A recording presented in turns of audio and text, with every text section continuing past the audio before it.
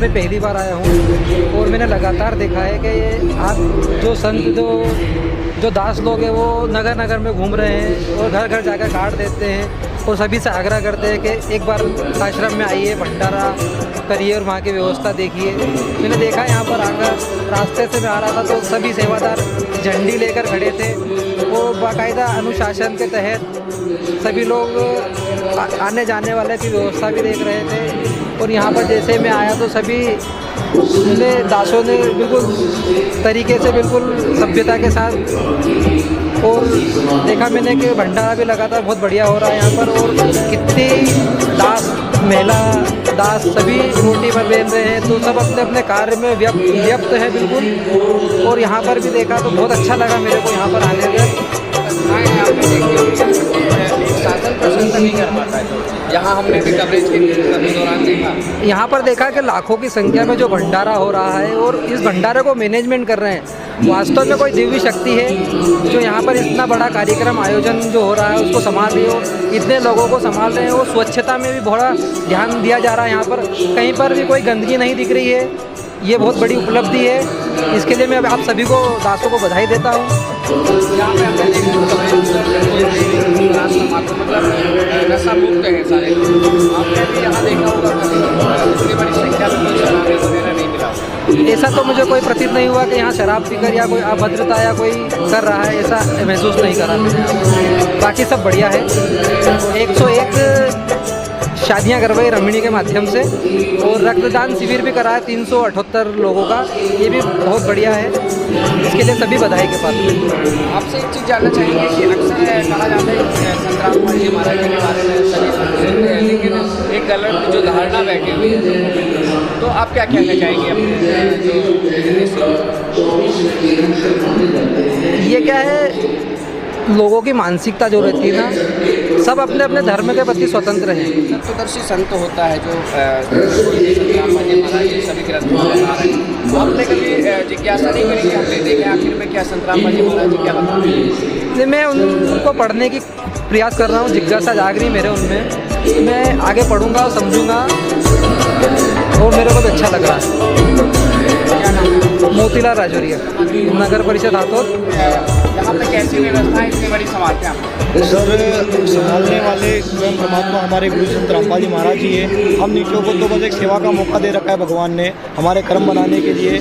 आज इतनी बड़ी व्यवस्था को संभालने के लिए आज इंदौर आश्रम में लगभग 10,000 सेवादार अपनी सेवा में लगातार लगे हुए हैं। उसी प्रकार गुरु जी की विशेष दया है कि इतने लाखों की संख्या में लगातार भक्त आ रहे हैं, जगत के भी आ रहे हैं, भंडारा प्राप्त कर रहे हैं और भंडारा प्राप्त करने के बाद तुरंत जा रहे हैं। लेकिन किसी भी प्रकार की, आज दूसरा दिन पूरा होने वाला है, लेकिन किसी प्रकार की कोई ना भगदड़ हुई है, ना किसी प्रकार का कोई अनहोनी हुई है। परमात्मा जी की ऐसी दया है, शांतिपूर्ण तरीके से गरीबदास जी महाराज जी की अमरवाणी का अखंड पाठ भी चल रहा है।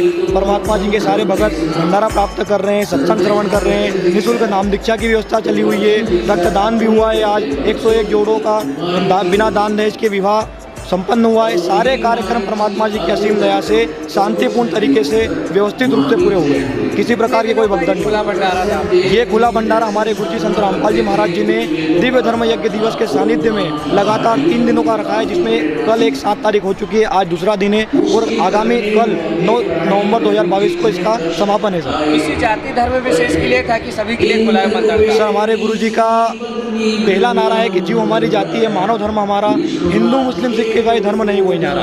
पूरे विश्व को खुला आमंत्रण था, कोई भी किसी भी मजहब से हो, किसी भी धर्म से हो, किसी भी जाति से हो, वो यहाँ आकर एक साथ भंडारा प्राप्त करते।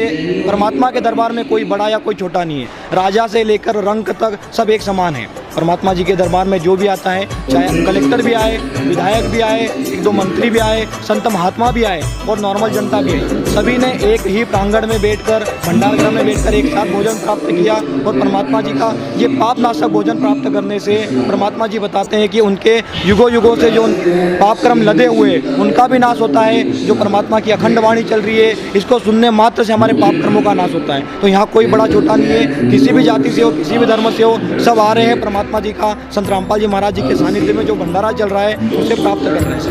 क्या नाम है आपकी? सर, मेरा नाम मयंक दास है। यही से कि जी, मैं इंदौर से ही हूँ। इंदौर जिला कोऑर्डिनेटर।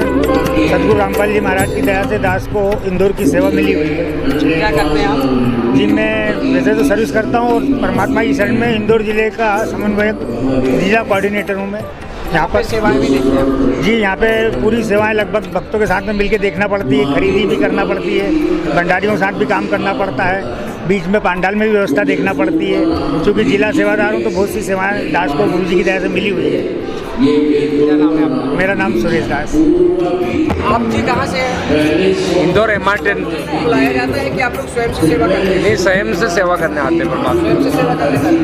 इसका कुछ मेहनताना वगैरह मिलता है क्या? नहीं, मेहनताना नहीं मिलता, मेहनताना नहीं लेते हैं। परमात्मा की दया होती है, वो तो सब आत्माएं आती है अपना सेवा करने आती है। ऐसे क्यों आप लोग सेवा क्यों मेरी सेवा क्यों करें? ज्ञान हो गया ना परमात्मा का, सतलोक का है अपने, हमको सतलोक जाना है, ये नर्क लोक है। मांगीलाल दास। यहाँ कौन कौन आते हैं? अधिकारी वर्ग आते हैं? अधिकारी भी आते हैं, देख रेख भी होती है, सभी आते हैं, सरकारी डिपार्टमेंट सब आते हैं, अपने परिचय देते हैं, सभी आते हैं। क्या नाम है आपका? मांगीलाल दास।